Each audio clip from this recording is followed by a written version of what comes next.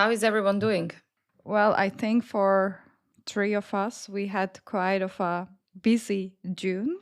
Am I correct? Felt like 3 months in 1 month. We put out 4 episodes in 1 month. That's crazy. Can you believe that? Well, if you think that we are trying to do this outside of also working hours, trying not to take away much from our work itself, then it is a second job. And then June is always somewhat also busy month for maybe academia. Before summer, you want to do some experiments that will maybe cook during the summer. And then in September, you can do all the downstream analysis and everything. That's why I think it was a busy month. It's more that everyone is going on holidays. You never know. You always miss someone in the lab or something is going, so you cannot just rely on everyone. So that's why summer is a bit unreliable. But I would say that June is more conference month. Also, yes, that's true. Were you in a conference this month? No. I'm like, what did I miss?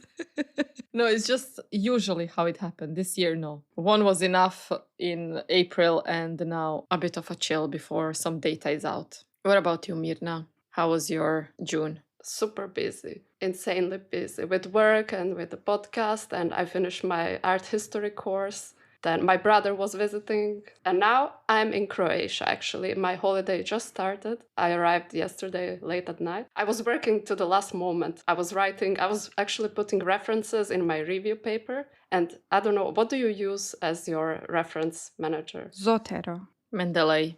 I have to use EndNote and I hate it. It's awful. But yeah, I was all day just putting references with that goddamn program. And then I had to pack in half hour. I just threw everything in my luggage. Luckily, it was 19 kilos, so I packed just fine. And now I have to see what is in there. You can bring 1 liter of olive oil back. And that's exactly the plan. Exactly the plan. I have it. Maybe listeners can give us also in the comments. So what are you using for referencing and what are your experiences as well? Yes. And what about your holidays? Well, I also came back yesterday. I was away for 10 days, but let's say I could only enjoy 3 days because I had a grant application. The submission was while I was on holiday. I didn't want to just disappear. And I was waking up like 6 a.m., 5 a.m. before until everyone woke up and also doing things in the plane, which was my most productive time, was doing it on the plane. We managed to submit it. And then I said, okay, now holidays can start. And from that moment on, everything was nice. So now back to reality because we found a home in Brussels. So I am also moving in 2-3 weeks. That's gonna be amazing new start, amazing home. Yes. Great location. Yes, and I'm gonna get rid of so many things. I can't wait to put things in the garbage. It feels very good. I agree. You just moved, Ardiana, also. It was literally end of June and it was quite chaotic timing in June with everything. This move was the smoothest one of all the moves that I had and the place is amazing. I am very close to work. I'm very close to yoga. My cats are way more happier because the apartment is bigger and is longer so they can run. So yeah. Moving season, not conference season, moving season this year. Yeah, very exciting. Summer is here. We've had a lot of heat waves. We are having now as well. Oh, I'm the only one in Belgium right now. But you too. Yeah, we also have a heat wave. I have AC in Croatia. In Belgium, it was hell to live without the AC this last month. This was always the question from people from Belgium or from the UK now. Like, but you are from a very warm country. How is this so suffering for you? We have AC everywhere. We don't leave the house until it's like 7 p.m. Or if you're on the beach and then you're already close to the sea. I have a question for you. Do your parents, your moms, ask you about your profession? Because my mom, since I entered the university, she always comes to me with alternative jobs. Really? Yes. Such as? Such as, why aren't you trying to become a lawyer? But I'm second year bachelor in genetics, random. Or don't you think being a detective is a good job? Something like that. And this time she was like this, what about criminology? And I said, it is interesting. I'm into it. Why aren't you studying that? I just finished a PhD in something else. You're still suggesting new professions to me. Give up. I think you need to say that you're curing blindness. That's it. I told her in the beginning, but then she was asking, okay, when is the treatment out? According to my mom, it should be more common disease, or I should solve some crime or bring justice to people. Yeah, be useful to society, Burcu. Yeah, that's what she was saying. It's enough of these hobby things. Okay, so your moms are not like that. On a good day, my mom knows that I'm not medical doctor. I think we need to do this experiment just to ask our mothers, tell me about my job, and just wait for the answer and let's reveal it to the public. Okay, I will do it immediately today. Next time we report on this. And let us know, listeners, what your parents think about your job. Do they know what your research is about, or what is it? So now we are going to time travel. As we already said before, we filmed a lot of episodes last year that we felt like are not good enough. But there was one that we feel like the story is so good that you just need to hear it. And excuse the sound because we were filming all of this in person. We still didn't know well how to handle the equipment. But you will love the story, so I think you can just ignore the problems. Also, why are we not re-recording it, but instead we are bringing the old episode is because we wanted to keep our genuine reactions. Mirna and I were quite shocked, and some things would just not be the same if we just re-recorded and know the whole story. So the topic of this episode was actually work relationships, but what came out of it was actually this one story that really stands out. So this is what you're going to hear about. One very bad work relationship. And we're going to reflect a bit more on it after this story. Enjoy the bad sound, but a good story. Do you want to start this story? Because I'm waiting for this story. It's been a long time that I said the story. It will be a little bit of everything, and my memory is coming back because, I forget bad things. But I try to remember things only for this episode. We try to help you to get the details. Yes. This story happened to me in 2015, 10 years ago. I was doing my master's. I was in a university in Turkey with this professor, and we started the lab together. We had mice and calorie restriction studies, so we go to the lab every day. I had no holidays, no New Year's Eve, no nothing. So we were already invested in the project, and we were genotyping animals, so we needed someone that is good at this, that their job is only doing this, because we had hundreds of animals. And we hired suddenly someone from veterinary faculty. So he was a veterinary and he wanted to do a master in Faculty of Medicine. He was older than me. And in that time, now we call people by their name more. But the first time he came, I was saying him, Mr. What should we call him? Mr. X. Mr. X. Should I call you Mr.? I was calling him Mr. X. No, let's give him a name. Okay, let's give him a name. What do we call him? What does fit? Yeah, how does give us Tom.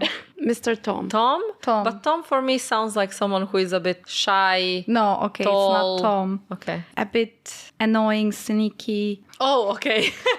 I'm not going to name him. You will. What should be the name? Wait. Bernie.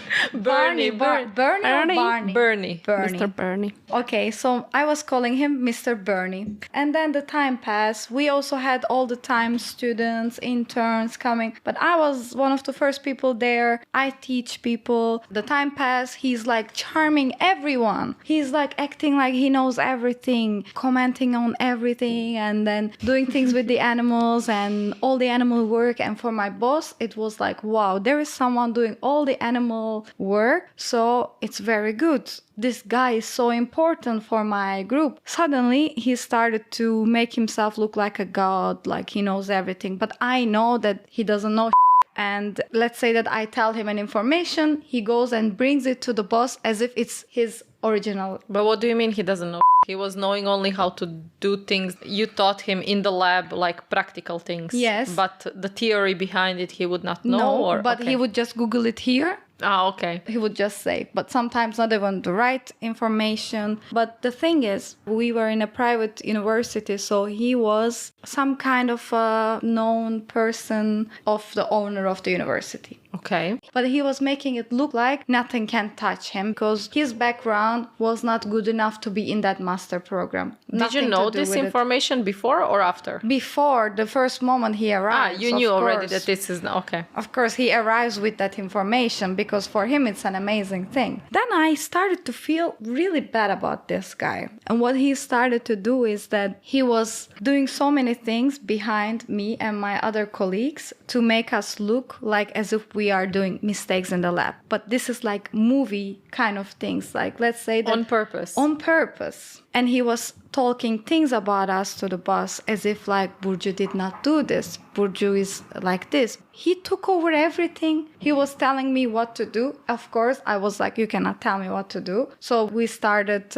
clashing and he noticed that I have a good relationship with our supervisor. So it was his first aim to break because he wanted to be the person responsible of everything. So he started lying about things. I would prepare a list, weeks spent, he would bring as if he did it. Also, there was another girl doing a master. He would lie about her even more. Like, for example, we had mice duty in the weekends. You have to put water to every animal, really put certain gram of food. And he would come, empty them, take a video as if he came to check on things and he noticed there is an empty bottle.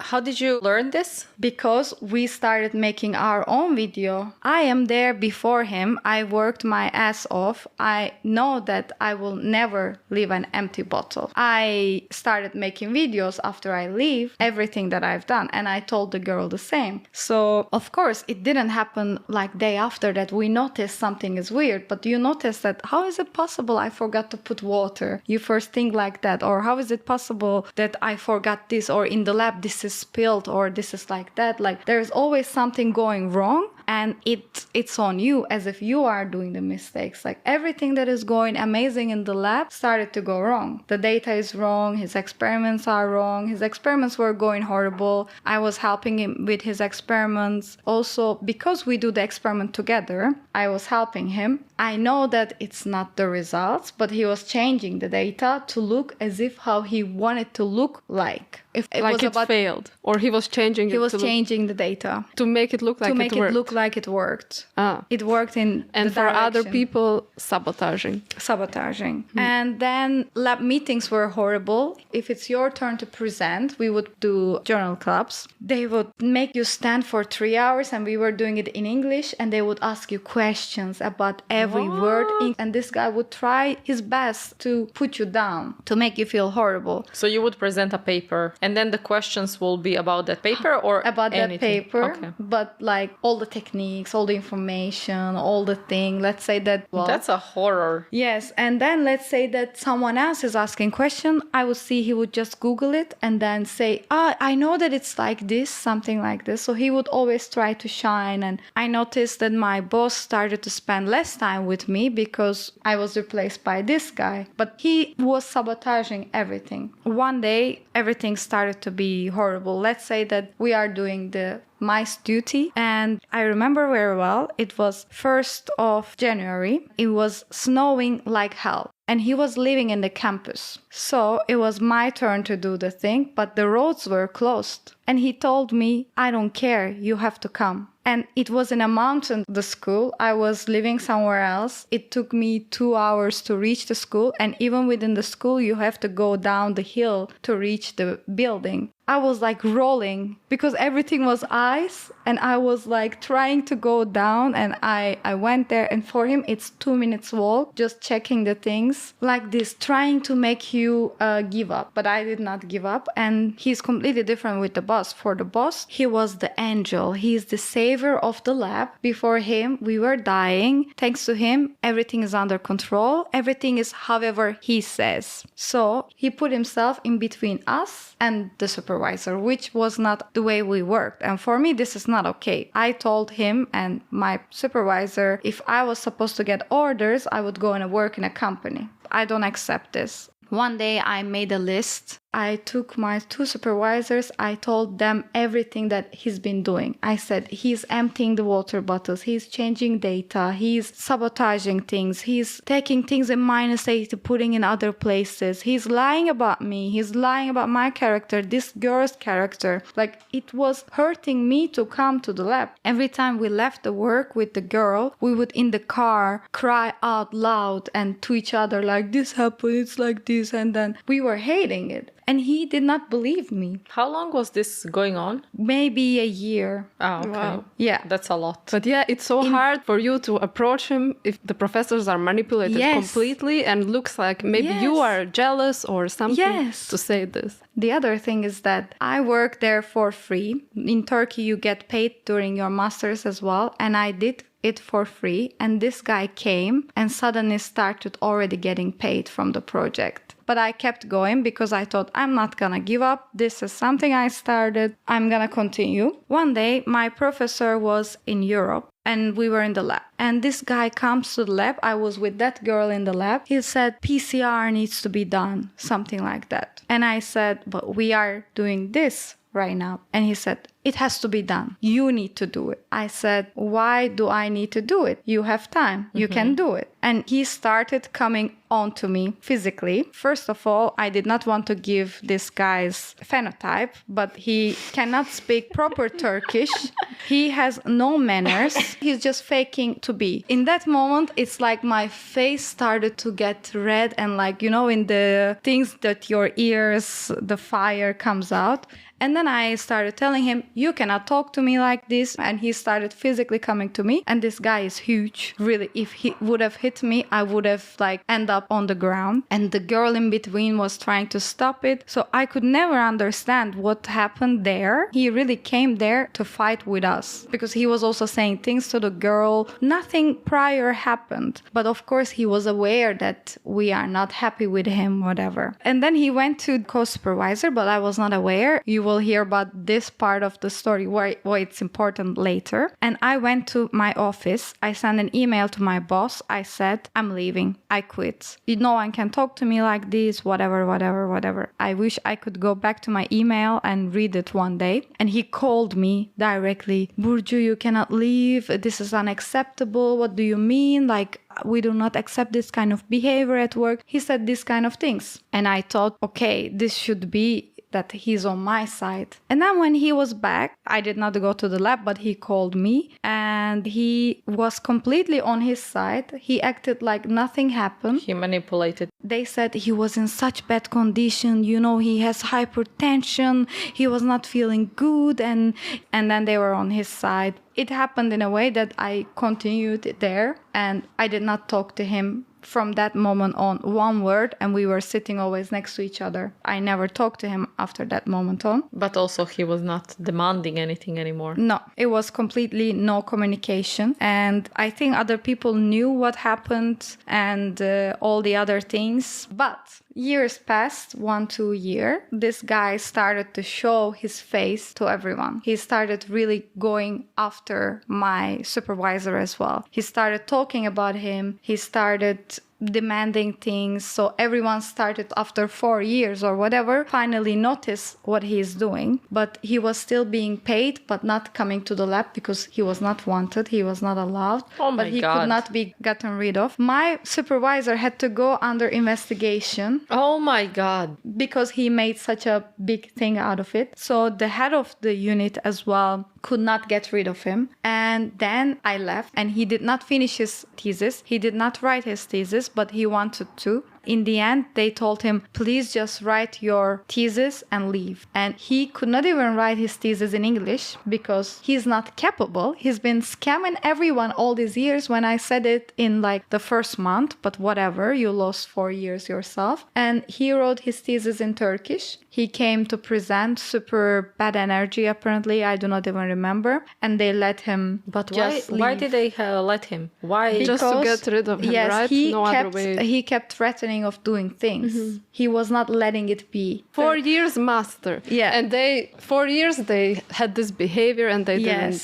Oh my God. And you reacted very quickly early after, on. and then still years after it was. Years after it But continued wait, on. it was first you started your master when he was also there, and then you started your PhD. Yes. And he was still doing a master. Yes, but he was not doing it. He was just not in the lab. Oh, okay. Yes. And he came 1-2 years after me. So during those years, once we had to go to a conference together, but we're not talking to each other, but it's in another city. I had minimal amount of talk and he apologized to me. Dad, I'm sorry, whatever. I said, it's okay. Just whatever. don't talk to me. Yes. I really do not remember how their part of story happened, but I forgot one part. At one point of my master, I don't know what he did, but my supervisor told me to take 1 month or few weeks off because I am distracted and I am not performing well. But that's not true. I've been doing everything. Where were your supervisors that they for 4 years couldn't see this?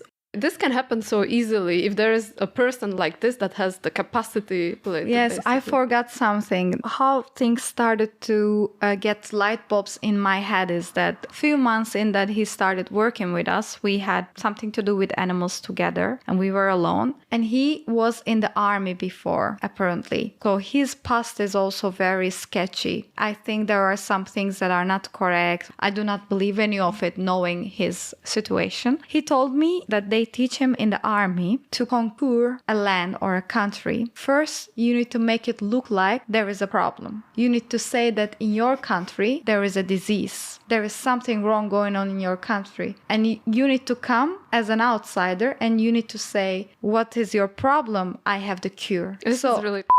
He indeed came and make it look like to my boss, there is It's a like problem in your He was lab. living situation in the lab. He was conquering your lab. Yes. And he told me this. When he told me this, like... And you remembered later. No, I noticed in that moment, like, I something's was wrong. like, something under my skin was moving because this lab we were working on was like without windows, dark. There are mice everywhere and 2 of us with a headlight. And then there is this guy telling me a strategy, and it's exactly what's happening in our lab. They didn't taught him how to do the undercover. Yes. Yeah, how dumb. My tactic is this. Yeah, just revealing the cards, opening up. I could not believe I would come home and I would say, like, how is this possible? It's like movie bad character. Like, it's written by someone, it's a script, and he's living it. How is this possible? But I never shut up. I did not just sit down. I would be very vocal about it. That's why I was his target more. And then in the end, he applied for a PhD in the same place years later.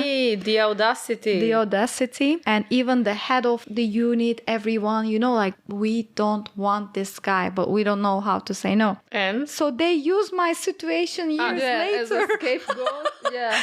To save themselves from the guy. So he didn't enter. He did not go back, but I know that he's strategizing right now. He's assistant somewhere in a university. What is the thing that you learned the most from this situation? I am super alerted now with my guts. If whatever I feel in my guts, I follow it. So I was right. It's IBS. Yeah, it's IBS, but it's right. I'm super alerted. Maybe now it all makes sense to me. Yes, okay. Yeah, you see everything different. I see work situation, relationships, all differently. The way I acted in that situation, I wouldn't have changed anything because I was really vocal about what was happening. What do? You just stand up for yourself and you tell your superior. What else I can do? I was just 22 years old and this guy was 30, whatever. And so I felt also very weak, but I was trying to stand up for myself. You handled it very well. Now I really understand why you behave the way you do behave. In life or work? No, in work. Yes. If someone does something, you're immediately like more thinking like, what is the intention? Yes, because when I see a calculated move, I get chills, like what it is. And luckily I have not met anyone like him ever in my life.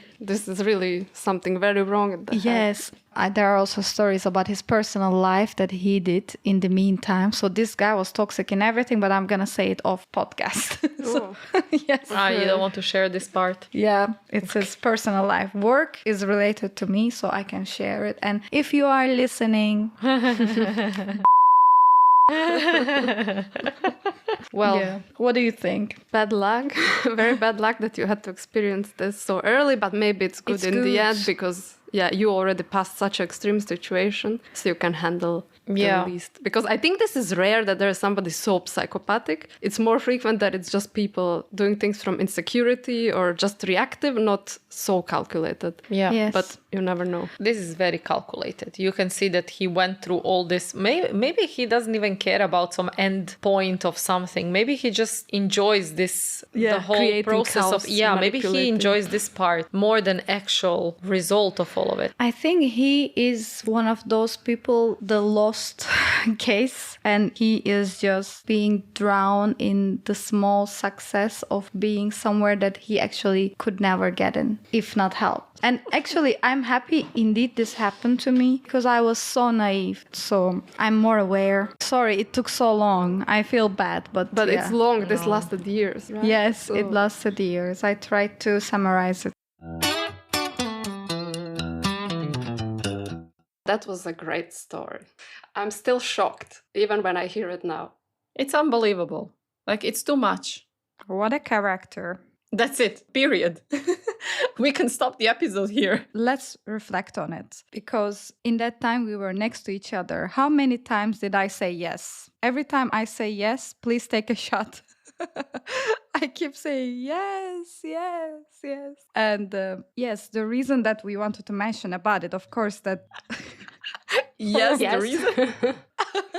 Good that now I can say the story because it's so behind and I don't give a damn about him or that time. And it's a good experience for me. Are you scared that he's going to find you? When I was re-listening, I thought, wow, I really don't want a communication from him. And I hope this is not like an opening door policy, come and talk to me. But I will just ignore. If he contacts me. Can I just also say how bad name we chose? Bernie. What would you choose today? I don't know. It's just like, I'm so sorry. Whoever is named Bernie, like, I'm sorry. Well, by the way, what a coincidence. I recently got some new information about him. But indeed, he is in a good position, in a good university. If I want to get in that position today, probably I wouldn't be able to enter with the CV I have and everything because it's not about your CV. So indeed, he again, I don't know what strings he pulled. He made himself get to somewhere, which is crazy.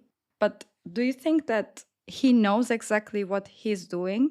Or he has his own world and telling himself a story that he believes that he is the good guy in it, or he's doing something justice for himself or something like that? I think he's very aware. He's clearly strategizing. But I think he just doesn't think about other people. He doesn't think about how his actions affect others. He's just focused on his own way. But yeah, you know him, so is that how it seemed? Definitely, he had a plan the first moment he entered, trying to charm and then make his way up. What is the end goal here? Other than just finishing your master and then continuing? I don't know. I think he just enjoys to be steering the pot and being in the center of attention. He was quite aware what he was doing. I kind of don't want to comment on his personality or why is he doing something or anything like it. I can have opinion on it, but I have no idea his story behind it. So I'm trying to not enter, not the story behind all of this, it's just the story behind what we don't see with his eyes. So I have no right maybe to even talk about it in this sense. I can comment on the actions that he's doing towards you in that moment. And what do you think about it? It's very hard to have a colleague like that because it limits your ability to work. It makes you feel very down, demotivates you, and it can damage a lot of careers. It can shift someone's careers. And I think it's important that people understand it's not your fault when something is happening like that to you, and not to give up because now someone is treating you in this way. But if you can find a way how to go around it and not give up like you also didn't, but might as well just happen completely in a different direction. You could have just give up and not do science anymore and do something completely different. So this is the way that I'm thinking more about when this type of work relationship happen. How much can you affect someone's life? How much responsibility do you have when you're working with other people as well? Your words and your actions matter. Whatever comes in your background, this is very concerning. Yes, but I think there's a lot of people that have this crazy ambition and they're competitive and they don't think how they affect others. But this case is so extreme because he actually went to mess up your experiments. Like, imagine somebody touching your experiment, how insane that is. The thing that also concerned me when I was re-listening to the story was the professors, they were completely believing it. Also, that level of manipulation where someone can bring everyone with them, that you have just no exit. It feels so sad. So sad thinking that you were there knowing everything that was happening and you just didn't know how to show to people. It's like when the justice is not there and you are just young and not experienced and you don't have resources, you cannot bring anyone to believe you. That must feel horrible. Well, definitely. In that time, I was feeling very overwhelmed by it, but I was in a complete fighting mood. I was saying to myself and that other colleague that I had, I'm not going to give up. Why would I give up? I worked so much. What is the outcome here? I'm going to finish my master. I'm going to stay here no matter what. And that's what I did. But cutting communication with him was very helpful for me. I think that's why I also survived. But these things will not to this extreme level, but happen in other work environments as well. It's important how to protect yourself, but also if one day or anyone listening in more in manager roles, we should really be responsible to notice the real dynamic of people and what is happening. This can really affect your whole career and your whole life. So what do you think that this did to you and to your career? I am very protective of myself. I want to know what is someone's intention to me and to my work at the workplace, and what is mine, what is yours, and we respect each other and we collaborate, and I cannot tolerate disrespect or unfairness. None of us, but maybe I am more sensitive. I can even read into things that are not there beforehand, Other than that, my career luckily did not get affected by him. Well, didn't have to happen that extreme. I don't think anything extreme has to happen to you in order to become more aware. Let's not promote as well that someone does this to us and feeling very good later. But your ability to say that something is making you a better person, that you took the best part of it, it's very mature. Thank you. He's back on his feet is annoying me, but it's his life, and I hope he's not torturing other people. If we don't go through such situations, we can at least learn from this story. So hearing this, I think it can also help you to keep your eyes open to what's happening around you, because I think indeed we are often very naive as master, as PhD students, and we don't see what's happening until some years later as well, if it's not so obvious. So be aware. But this is also a call to yourself as well, I would say, to just think about your behavior as well towards someone. Of course, probably it's not this extreme, but be aware of what you're saying and how you're saying and your behavior, especially if you're superior towards some students, because it can affect a lot. This I really agree. I have zero right, especially at work, to make someone's day bad and they go home and they still think about something I said that offended them or made them feel bad. Do you think if we are too nice, we really get the short end of the stick, or whatever is the saying? I feel like I'm not competitive at all, and I feel bad to take something. And do you think that sometimes you need to be competitive and stand your ground in this field, or you will just always be the last? I'm only trying people not taking something from me. That's already enough fight. Just defending. Just defending. Not attacking. I'm on defense. Defense mode. I'm a neither. I go with the things that needs to happen in my life and shape my days and experiences based on that as well. So it's not like intentional attack or intentional defense. It's more like if the attack needs to happen, it will happen because of this and this. If defense needs to happen, is because of this and this. What about you? No attack, only defense, but then even I feel bad. I have a problem. I admit. Can I even have this career because of my personality, that I'm so not competitive? Like if there's something and somebody else wants it, I will just say, okay, take it. I don't want it. I leave. And I think this is not sustainable. So I'm really thinking a lot about how I need to change my personality or behavior to be able to survive in this environment. Because if you do that, you will not have any results in the end. You will not have any output. And who's going to hire you? It's not a good way to go around things. But also, I think it depends a lot on your environment, how you need to respond to it. Because you might be in a more competitive environment or more environment where people are like me. So yeah, you need to adapt to the environment for sure. I see you as protecting your peace rather than letting things go or happen. Because maybe you would give up something because you already don't see the point of fighting for it, or like what is going to cost you. And maybe you have that very well regulated in you where you can immediately say, take it. But if something belongs to you, belonging here is a metaphor, why do you have to let it go from you? It's unfair. Imagine someone is taking something from me as my friend. What would you say to me? Get him. Yeah, tell you yourself. hear how it's a him? Automatically it was a him. I don't know. I think I get turned off by it. You don't want to use your energy for it.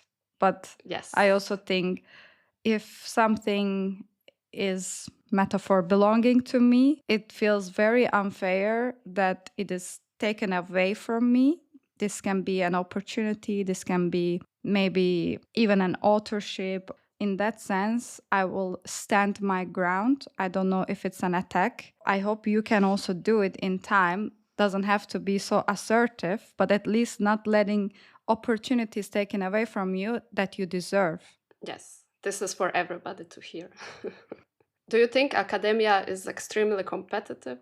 I think it really is, especially with all the projects that you need to write in order to win money as well. Competition starts already with fundings, and that also shapes the whole academic society. With no money, no research, no good papers, and so on. So you have to fight, or you have to be in that attack mode all the time, which it doesn't come naturally to many researchers. And you just want to do your science, and you cannot. You need to adapt. But what a vicious cycle, because if you don't have good papers, you don't get the grant. And if you don't have the grant, you cannot do the research to do good papers. So where is the balance? How does it work? We are trying to figure it out. Well, it's I guess it's also lots of luck and hard work, luck, research from before that fits your field very well, timing, many things.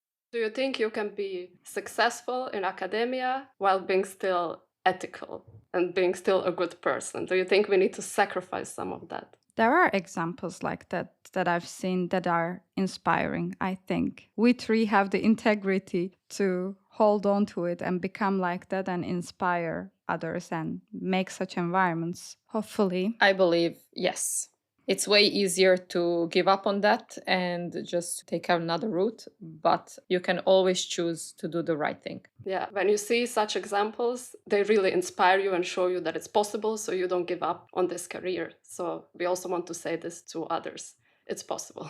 How it is a lottery that your boss just hires some people and put all of you together so they can be good, bad. They can be, good, bad in terms of work communication, as their personal life doesn't really matter. And then it's just you're in the same environment. Work together now, collaborate. That's why I think it's very, very important that not just PI is interviewing the person that is coming in the lab, but also a postdoc, maybe a PhD student, whoever else is a senior in that group, but not just one person interviewing with another professor. That's not a good approach. I heard also some approaches of after the interview with PI where you go through questions and everything. They bring that person to the lunch break with everyone in the group. Then the group reports to PI, yes or no. I think that's a very good approach as well, to have a good environment at work. Ask people in the group if they want to work with that person as well, because you will not be working with that person directly. That's so nice. Definitely. And also, the people in charge should be open to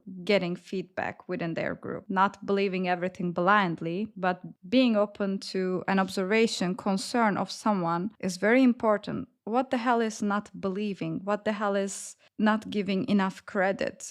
If someone comes to you with a legitimate concern, you listen, please. Well, No, from I'm your getting story, mad. it literally means that they chose who to believe. That's true. They believed him. So whoever is a better storyteller then. Unfortunately, yes. Imagine you are this PI, I would investigate. I cannot work and let this happen in my lab. You have to be at least a little bit responsible for how these people's days are going.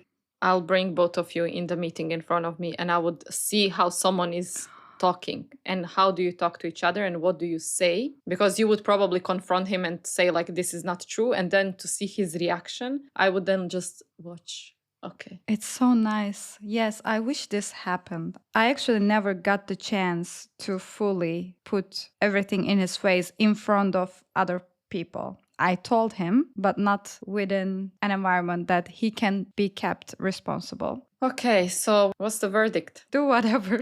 No, not in this one. In this one is guilty. Guilty as charged.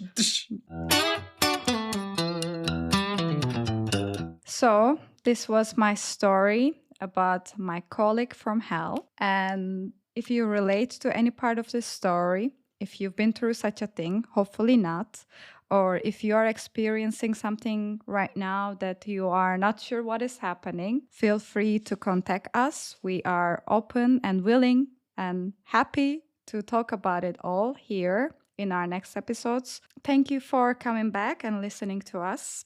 We are Burcu, Mirna, and Ardiana, and this is Do Whatever.